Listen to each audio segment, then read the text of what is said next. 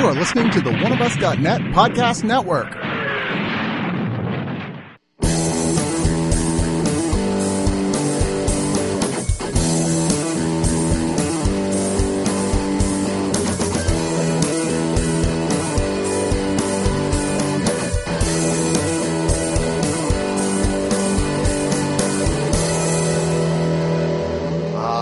To miss the days of yore when Tomb Raider knew it was bad, but at least made me laugh every once in a while. Yeah. I actually found myself by the end of this one going, maybe those Angelina Jolie movies weren't that bad after all. They are. They are really bad. They're really bad. There's no way that. But at least you can have a good old laugh at them, and you really don't find yourself doing all this much unless you're one of the weird audience members that There were some weird reactions. would laugh at the strangest things. Yeah, there was some odd laughter, to be sure. But let's. I'm Chris. This is Beau. There's Dragon Ball Mike. Yeah, you just love that. I love it. I love the show. I've been waiting my whole life for someone to give me a nickname, and now I have one. I've been waiting my whole life to be given that specific nickname. Fair enough. But this is brought to you by Roar Uthog, whose name I'm not 100% sure I'm pronouncing correctly, but he's a director who is from Norway, who's probably best known here for... Get off there, monkey! For The Wave, which was a disaster film that he did that played a lot of festivals and did well enough that Netflix picked it up and people seemed to really like it. I have not seen it, cannot comment on that. And I was kind of like, the problem with this movie isn't the director overall. I don't know. It's very, like the Scandinavian people, it is very dour and gloomy film. It's true. I was waiting for two detectives to pull up in a car in the snow and they find the corpse of a young girl and it'll be like, that's Lara Croft. Now we have smorgasbord. It's just like life. But I think the problem is really with the writers here, where they got some very first-time writers who are better known for stuff that hasn't even been made yet. Really? That's always a good sign. And warning, one of them's assigned to Captain Marvel, so... Oh, God. Which will probably go through 4 more rewrites before it hits the screen. It'll be fine. Exactly. Marvel's not letting that explode. Yeah, when you're a Marvel superhero, you're in good hands. They're not just going to shoot you out the door with sight unseen. Very true. But the story here follows because this is a reboot, mind you. This is not, and this is the origin. So when it's Alicia. The Angelina Jolie franchise, it kind of starts out this is Lara Croft. She is a badass. She on her resume, it says raids tombs. And it seems like, not only did they want to reboot the series and kind of give you an idea of what are Lara Croft's roots? Why does she raid so many tombs? Yeah, what is the deal with her? All that tomb raiding? Why is she so tomby of a person?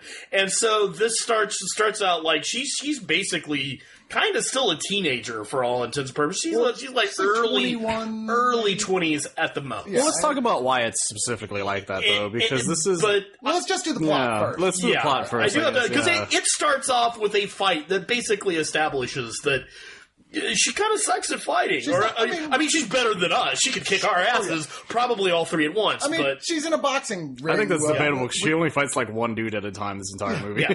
But she's you look, she's in great shape. She knows how to fight, but she's not a master of the skill right off the bat. Yeah. They're like, okay, she's good. She's not great, because they want to really establish that she is just getting started out, right? She's a work in progress. And not only that, by the way, Alicia Vikander taking on the role of Lara Croft. Also, and Alicia Vikander's abs. Holy shit. For some reason... I thought you were going to say forehead, because of Chris. She's got a big forehead. But for some reason, which is surprising if you've played any of the games or seen the previous movies, she's not rich. And you're like, why isn't she rich? That caught me off guard so quickly. Yeah, the guy at the gym is like, hey, you better pay your dues. She's like, I swear I will pay them. And she works as a bike messenger. And you're like... Which leads to not even nothing, a bike really. messenger. She's basically riding a bike for favor. Yeah, she's doing Uber Eats. She's delivering Indian food to various establishments, presumably. Although we never actually see them get delivered, so maybe they never do. I expected Spider-Man to swing by with his pizzas. Yeah, right? She picks up some food and then she brings it to the depot, where she's immediately challenged to basically a race with her other coworkers to establish the fact that there are 2 things things Lara Croft can do, just like in the video games. She sucks at fighting, and she's a pretty good bicycle rider. Yeah, she's. I think it's to say she's good at improvising. Which is is indeed she's good at being chased. Have to be set up to make it convincing that she could do anything else in this movie at all. But we eventually find out that her dad, played by Dominic West in the flashbacks, has disappeared about 7 years ago, and nobody seems to know what happened. It's a big Although mystery. It's suspected that he was killed by a giant mullet. What? I thought he was suspected he was killed by the Punisher.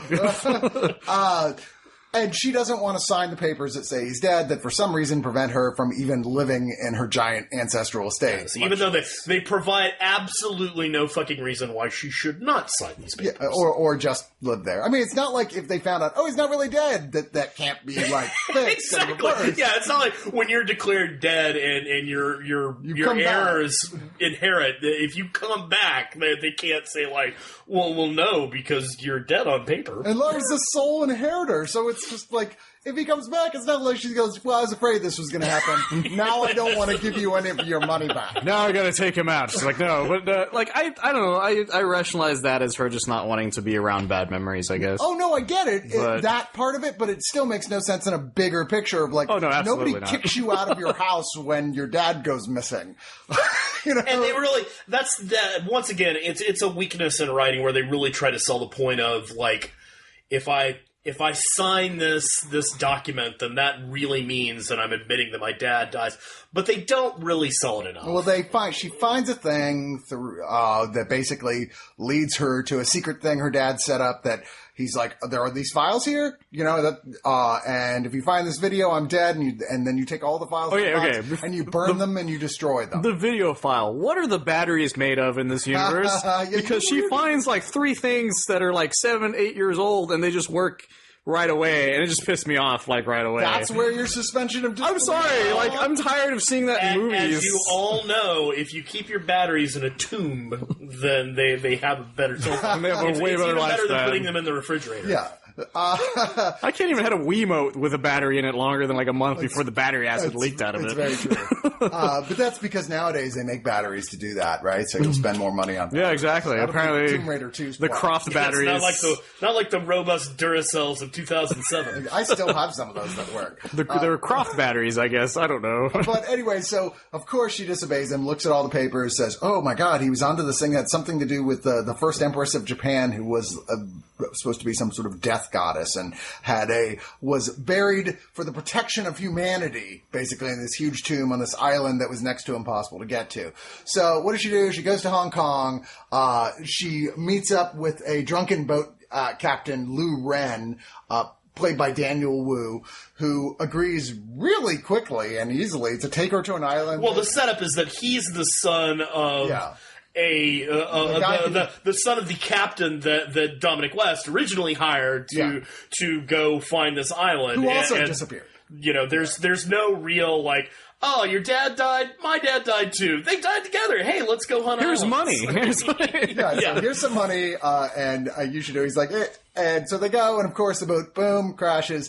They land on the big crazy and he is, island. He is, by the way, the worst sailor ever because he just decides to well, I can go ahead and handle this alone. You look like you know absolutely nothing about boats, but you're good at bicycle riding and you adapt well, so why not? And he doesn't hire any hands, and then when they get caught in a storm, instead of like, trying to anchor his boat at a lee point where he's, can weather the storm, he's like, nah, we should definitely try to land on this unfamiliar island that's surrounded by reefs.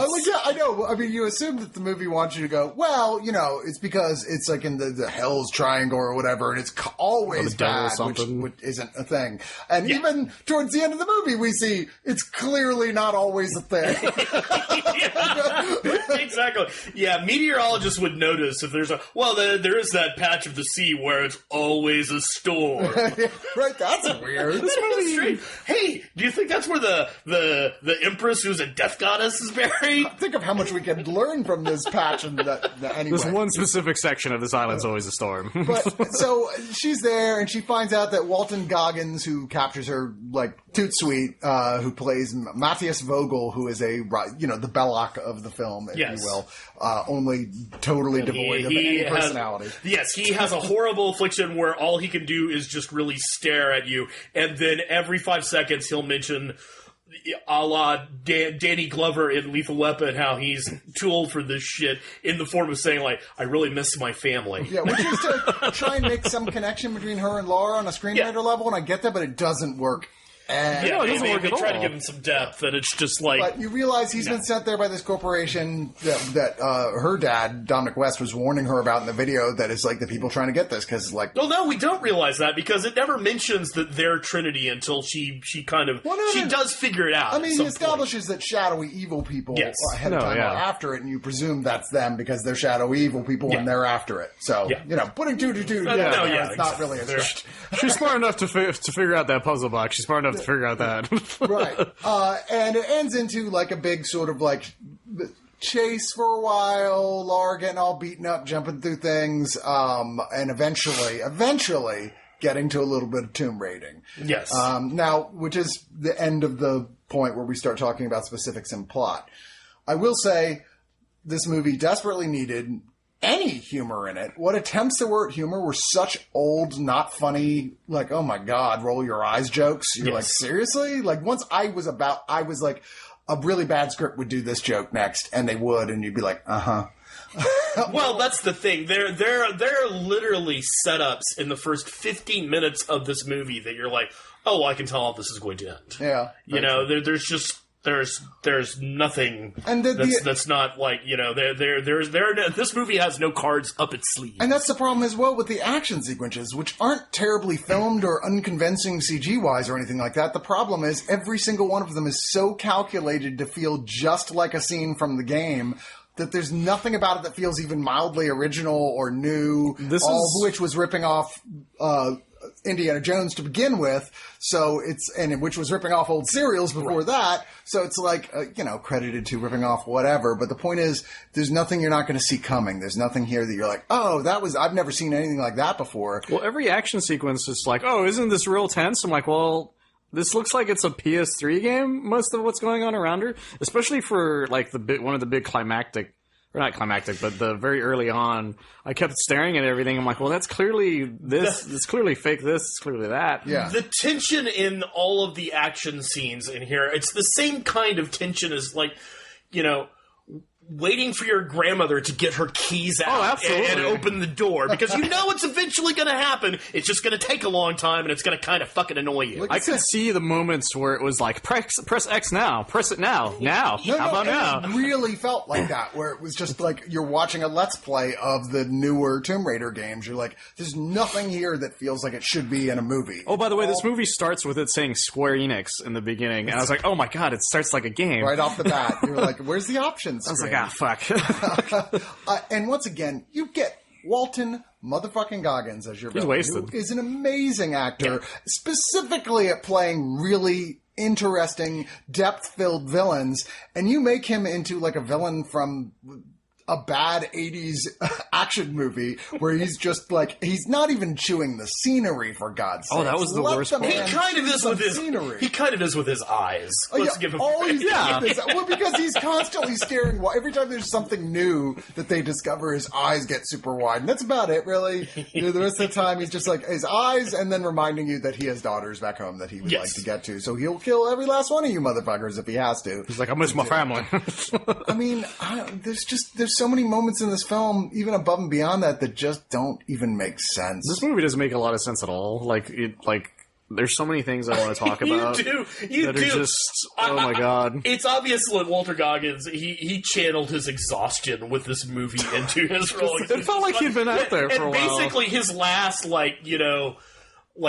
15 to 20 minutes of screen time is just literally begging the other members of the cast, let's just get this over with and get off this fucking island. That's probably, like, they probably just recorded him actually, like, in between takes. Exactly. He's like, I need to get out of here. I miss my family. God, There've been so many reshoots, and nothing's going to save this. I was so good. It's like, look at him. They're like, there's so many characters. They're like, you don't look that much older than that other person. I'm sorry. There were constantly moments I was just either rolling my eyes at this desperate attempt to remind you of something from the games or the style of something from the games or something, God knows, the teaser at the end, which was just embarrassing. Like, oh my God. Or just ham-handed as fuck. Yeah, and I'm dialogue. sorry if you've put me through a very unnecessary 2 hours and 2 minutes of this shit. You have not earned the right for a post-credit scene. I don't care if it happens almost immediately. That thing's in the trailer, by the way. That post-credit even the sequence. post-credit That's in one of the trailers. Maybe there's a post-credit scene. We couldn't bring ourselves to see. We kind of just bolted out of there. We were like, okay, that's enough. We were like, I saw the credits. I'm done. I'm just going to go get a sandwich. But even Vikander, and it's not, once again, it doesn't really feel like it's anybody who's acting in this' fault. Nobody's a terrible... I mean, Derek Jacobi is in this, for God's sake. Yeah, Kristen Scott Thomas! Kristen motherfucking Scott Thomas Given is nothing in to this. do. And you're like, the problem is the script. It's just so relentlessly mediocre. It feels like they're not trying. It feels like a Lara Croft movie that would have been made when they made the last round of Lara Croft films. I mean, she's literally about to sign the papers to like, pretty much finish everything in the first 15 minutes. And Derek Jacobi's only purpose in this movie is to go, did I show you this Japanese puzzle box? Before she fucking inks it. Yeah. And you can almost see, minor spoiler, but unless you're an idiot, you'll figure out, you can almost see Kristen Scott Thomas nearly wanting to brain him for doing that. There's just so many moments like that. I mean, even a Nick Frost appearance can't save this movie. Oh, God, no. Who they're using for the one comic scene in this film that isn't really funny. You laugh Not because really, it's yeah. Nick Frost for a second. Oh, it's Nick Frost. Hey, it's the guy I like. Finally, something's going to happen, then I can laugh. No, not really. It's just I was like, I can think of about 3 ways to make this scene funny. Oh, you're not going to do any of them, are you? No, Okay. no. And every time there's one joke they keep trying to make work, and it's just, Nick, you're not making this work, buddy. I'm sorry, but stop it, please. There's the weirdness of because there are things in here like this is like it feels so mechanical in this is how you write a script of this type of film that it's so the moving parts are so obvious that anyone could get into this tune by operating a series of simple puzzles. There's a whole thing with like, oh, she has a kryptonite. It's when someone puts her in a headlock. Which is so dumb and it's pretty bad. That's everyone's kryptonite. It's like, oh, in fighting, that's when they put her in a headlock. That's when she tends to go down. She hasn't figured out how to do it yet. And then, like, what she does is there's just nothing that's like, hooray, you figured it out. Hooray, you figured it out. Anything an MMA guy works Yeah, about. I just was like, how did this become a running thing in this film? It was just so utterly awkward, a lot of those things. The other, which we talked about afterwards, Daniel Wu, like, all right, so he agrees to take her to the island, even though he's convinced that they won't make it and his ship will crash and they'll both die, which the ship crashes and they both almost die, just like he called it.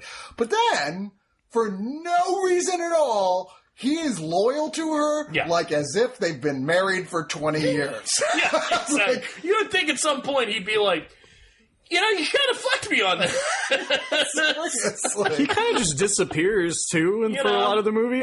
There's a point where I forgot he was in it. It would have been so much better if it had turned into kind of a buddy movie between the two of them. Yeah, which is what I expected it to do. Brief moments those two of them share dialogue. The film manages to lighten up a little bit and not take itself so seriously, which is exactly what this film needs more of. But it's really brief periods that the two of them actually share any dialogue on screen. So... Yeah, and it's one of the few generally, I find a lot of attempts in action films of having, especially a female lead, develop any kind of romantic tension with somebody to be a little bit ham-handed. And in this, it's like, well, this would have made a little sense. At least you would have had this idea of like, well... I have feelings for you, so even though you put me in a really shitty situation, I'm still going to help you. Yeah. She has terrible plans the entire movie. Oh, God, no. Like, there's a point, That's... Like, and once again, for you know, I say this on so many reviews of so many genre films, please, for the love of God, filmmakers, don't attempt to make your characters seem more, quote, human by making them fucking incompetent. Yeah. Because you know what happens to incompetent people in adventure movies? They fucking die. Yeah. So I need her to be like, oh, she's actually a pretty competent archaeologist and damn good at fighting. No, that didn't even make any sense because you're like, okay, first off, when did she have a chance to study anything about archaeology? Yeah. Because she was kicked. She left her house, presumably, quite some time ago. 2, she never went to college, so she never had a chance to study archaeology on any sort of professional level whatsoever. Her literal skills are rides a bike good and is good at puzzles. Yeah, okay, I can bad at boxing. I can completely be fine with the archaeology thing because one of my favorite video games characters is Nathan Drake, and the motherfucker is pretty obvious he never went to college in any shape or form. But he has in fact studied archaeology on on his own. There's a giant gap in between. Look, I'm not sitting up here going like, you know, kids, if you don't go to college, you'll never become a adventuresome archaeologist. If they had just lit some scene like, well, you know, she didn't go to college because frankly she was bored and she's this amazing autodidact. You know, like she goes to her house and it's filled with relics or some shit like that. The problem I had with it is that she goes into a fully armed army area with just the bow, with no plan whatsoever. Yeah, that makes sense. She literally just runs into it. It's just a scene from the video game. But that's the thing. In a video game, you go, okay. Yeah, in a video game, it's you, so your first thought is, okay, I need to be smart about this. Her first thought is, I'm just gonna go in there, and I'm gonna stand in this tent with, like, maybe 7 arrows, and there's, like, 20 dudes out there. Yeah, a free and open chance, by the way, to kill right off the main bad guy. Yeah, she's just like, fuck it. Walton Goggins has a family, I guess. They actually try to have a weirdly sentimental moment just with the use of the soundtrack with the first time she has to kill a guy, and you're like, are they trying to make this a sentimental moment about her killing her first? I expected an achievement to pop up in the bottom that just said first blood. No. And that was also, yet again, one of my mortal sins of a fucking action flick. If you kill somebody, okay, if you are hiding out in the fucking wilderness and you barely have a stitch of clothing to your name, you know, much less any kind of survival gear, and you kill someone, strip their fucking corpse. Yeah, they have all kinds of useful shit on them, and she doesn't even take his gun. Yeah, that's the point of the game, too, is that you do that all over the place, I think. No, don't you? Because it's a real close-up shot after the music is swelling, and she's kind of sitting back, and you can't tell if she's crying or not crying because of the rain, and I expected, like, Clint Eastwood to come in from behind her and goes, terrible thing. I was waiting for it. I kept on expecting Gary Gygax's corpse to rise up and go, loot the system. That's why you have fights in video games. It's amazing how many times you rolled a 0 during this campaign and are still alive. I killed that guy and I didn't get shit. Yeah, every time it happens, she's just like, oh, there's a thing over there, and she would just turn and, like, not grab anything that was probably useful at any point. Ooh, shiny.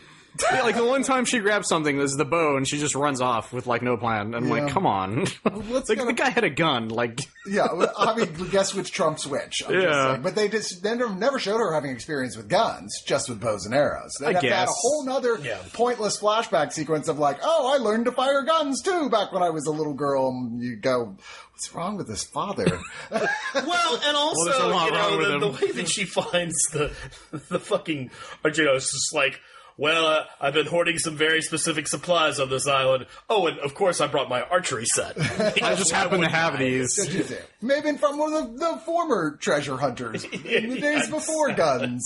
I don't know. All right, final thoughts, Mike. What do you got? Okay, so I'm a video gamer, and this movie is just like Chris said. It's like watching a Let's Play that doesn't have the button inputs on the screen. There's a lot of stuff that just sort of happens. Like when they get on the island, there's an action, like she has to run and there's an action sequence. And then she kills some guy, and then all of a sudden she's like, now I'm gonna kill everybody with this bow. And it's like, well, what? Like, you kind of just went from 0 to 100 right there. Like, it felt like a Let's Play where you were watching on YouTube and you couldn't find, like, part 3 through, like, 7.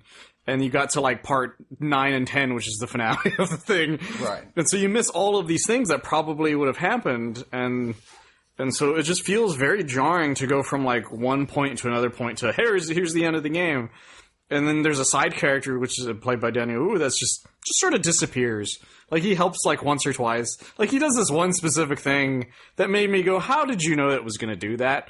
Like, honestly, like, the physics for that, this way that thing swung, like, the odds were slim. Yeah. And it's just, but... Yeah, like, I know what you're talking about, where I watched yeah. There's a thing where, like, how did you have any idea that this thing that did a Rube Goldberg series of that was going to hit that one specific dude? One guy it needed to. I was like, okay. I was like, come on. And then he just sort of disappears from the film. Like, I have expected him to be dead when she got back, and then he's just like, no, I'm cool, and then... He would have been totally emotionally unaffected either way. He would have like, oh, of course he's dead, oh well. And then he disappears again. To his credit, he really doesn't know how to use grenades. That's true. That was really weird.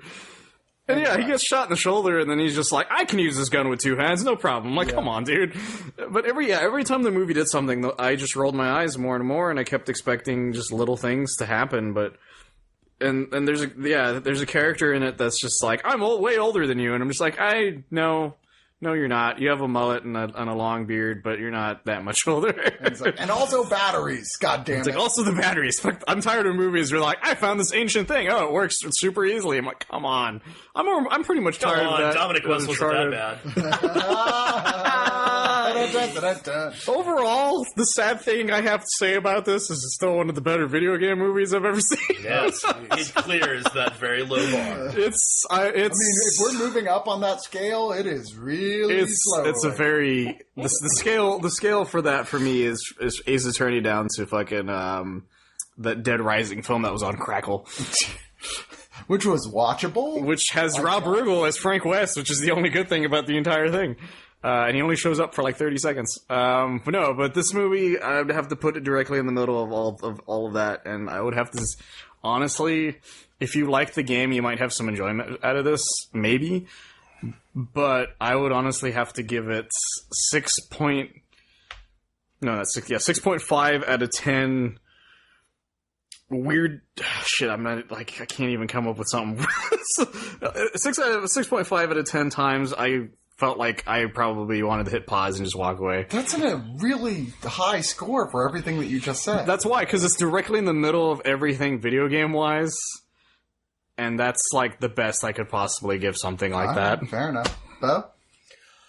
Yeah, this movie, it just, it falls into all the obvious traps that a video game movie does, which is, she's like, well, we've got to do fan service, we've got to have these big set pieces, but we also want to do stuff that you can do in a movie that you can't really do in a video game, and by dint of that fact, none of it really works rather well. The action set pieces are kind of ho-hum because you've seen them before. Fuck, you've played them before. So there's absolutely nothing surprising there.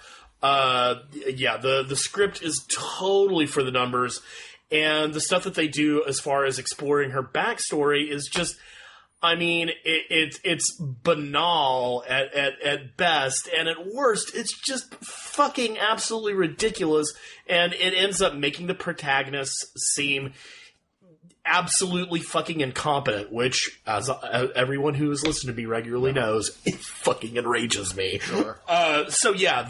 There's nothing really much for me here, and the sad part of all of it, above and beyond everything else, is that the movie takes itself so fucking seriously that there's not even any fun to have. There's no winking at the camera. There's no lighthearted moments. It's very obvious that, God, if any film needed somebody to be brought in to do some punch up, it's this one, and obviously nobody fucking bothered. Sad but true. So I will, once again, if it does clear the bar of shitty video game movie into somewhat just shitty movie, that's a low bar, and so I'll give it my traditional 3.5 out of 10 dusty copies of Pitfall. Yeah, I always say, do what you will, but if you're going to be thoroughly mediocre, it's nothing technically. This film is not atrocious on like a visual level or anything like that, but on a script level, it's just so thoroughly a script that felt like it was written 20 years ago by people who didn't give a shit with a brand. Oh, well, it's a script written now with people who didn't give a shit about a brand. It's just, like you said, it's so by the numbers. It's so utterly predictable. There's no punch up in this whatsoever. It's not amusing. The characters are unlikable only because they're just nondescript, kind of. Lara Croft is fucking nondescript in this movie. She's British. All she is, she's British and she can ride a bike really well, and she's really sad about her dad. She likes puzzles. She could be in Star Wars. Oh my god, there's so many. I didn't even mention the fucking puzzle thing. It's a color puzzle. Oh god. The puzzle thing was, I don't even. It's green. The worst thing you can do in a movie like this is bore me. And I was really bored. I mean, I will take a movie that is outrageously bad, but in ways you've never seen before. Like, say, A Wrinkle in Time, where you're like, it's so ridiculous that you're laughing and being entertained by how many huge, weird fuck-ups. I don't know how we got to this giant lettuce monster, but here we fucking are. Strap in. I kind of miss but I hate that I missed that. I would prefer to watch something that's bad on that level than something that's bad on the just thoroughly mundane and dull level, which is what this is. There's no creativity in this film, and once again, you committed the cardinal sin of making Walton Goggins waste some of his time alive. I don't know how they did that. Terrible fucking movie. With a name like Walton Goggins, he should at best, be the manager of a Quickie Picky, and he has risen above that to become one of the best actors of our time. You don't waste that. Agreed. So I'm going to give this a 2.5. Really spacious office studio suites below a tomb in a great location out of 10. I gave it a pity fuck. Yeah, you did. Twice. Yeah.